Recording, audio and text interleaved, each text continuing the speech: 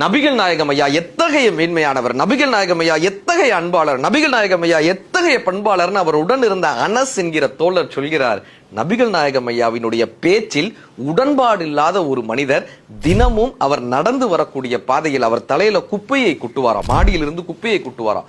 ஒரு நாள் கூட நபிகள் ஐயா கோபமே பட்டதில்லை.